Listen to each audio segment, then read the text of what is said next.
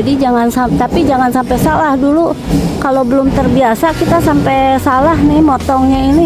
Yang kita potong bukan sulur airnya tapi adalah batang utamanya.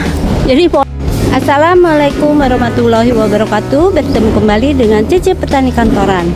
Kali ini Cece Petani Kantoran lagi masih di area pare. Jadi ini adalah tanaman pare yang baru ya teman-teman. Alhamdulillah tumbuh subur.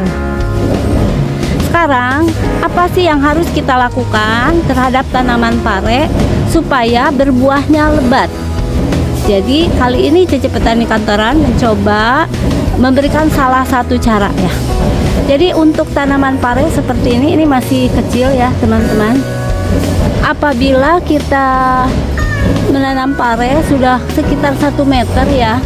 Nah ini kurang lebih 1 meter nih atau lebih, kita harus melakukan yang namanya pruning atau pembuangan sulur air.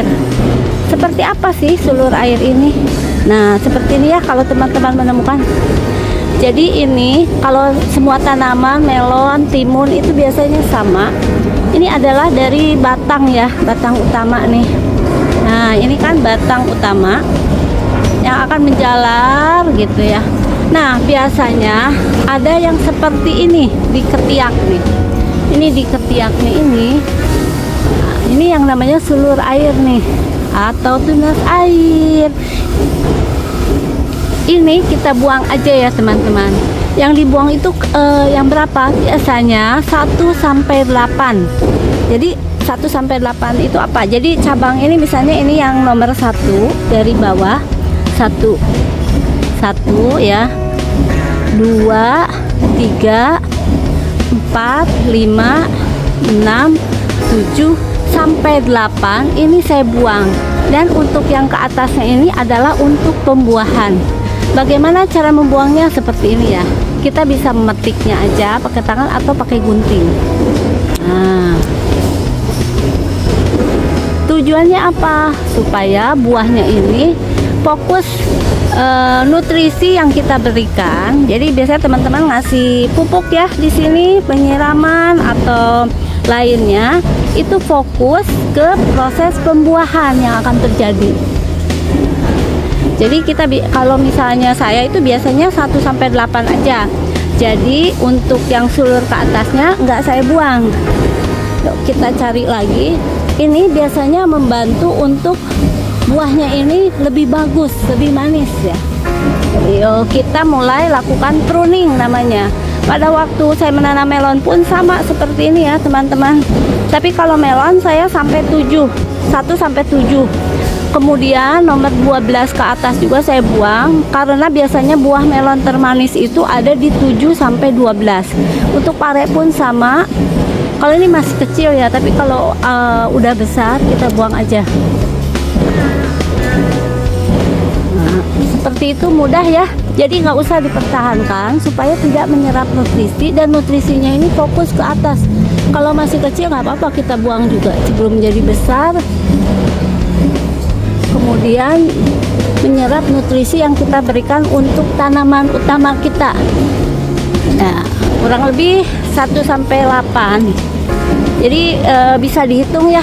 Ini kan 1 dari bawah, 2, 3, 4, 5, 6, 7 masih kita buang. 8 boleh kita buang, jadi ke atasnya saya nggak buang. Ini akan membantu proses pembuahan supaya nanti buahnya lebat. Sekarang aja alhamdulillah Cece Petani Kantoran buah parenya ini hampir lebih dari 1 kilo nih. 1 hari ini sekarang lebih dari 1 kilo. Nah, kita hitung ya. Nah ini seperti ini nih sulur airnya.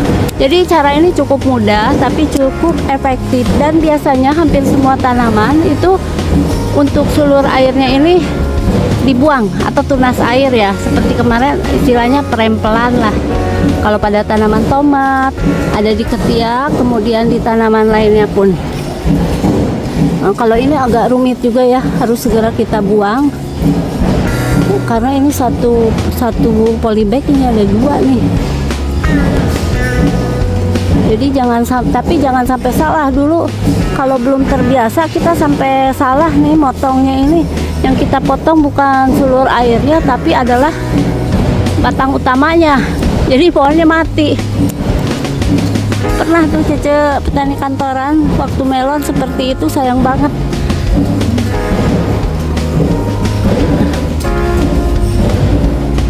Jadi jangan ragu-ragu untuk memotong sulur airnya supaya buahnya lebat ya.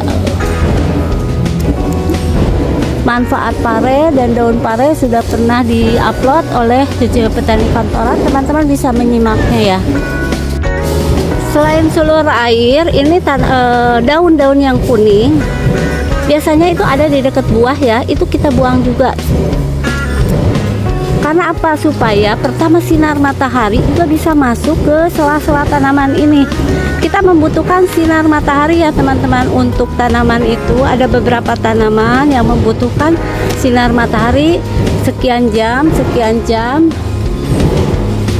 Jadi dalam proses pemasakan ini ya, makanan untuk tanaman kayak kita masak kan membutuhkan energi. Kalau tanaman itu kan tidak bisa membeli gas gitu istilahnya ya teman-teman. Jadi karena tidak bisa membeli gas, membutuhkan matahari sebagai energinya untuk memasak makanan, yaitu dengan sinar matahari tadi. Nah, jadi dengan memotong sulur-sulur air di bagian bawah, sinar matahari bisa masuk ke sela-sela atau ke daun secara maksimal. Pagi ini udah sebagian kita panen ya, tapi masih ada aja nih yang masih bisa kita panen pagi ini. Seperti ini ya. Kemarin teman-teman sudah melihat sekitar 1 kilo lebih, kadang-kala 2 kilo satu hari. Jadi salah satu tipsnya udah ada lagi, tapi samping itu juga udah ada nih calon tanaman pare. Jadi fungsi dari pembuangan sulur air ini adalah supaya nutrisi yang kita berikan terhadap tanaman ini maksimal, yaitu posisinya biasanya di sini yang buah terbagus itu ya, di cabang nomor 9 ke atas. Dan selain itu matahari bisa masuk supaya makanan atau nutrisi yang kita berikan itu bisa maksimal diserap untuk pertumbuhan, terutama kita mengharapkan buah-buahnya. Demikian ya teman-teman, terima kasih yang sudah menonton video ini sampai dengan selesai.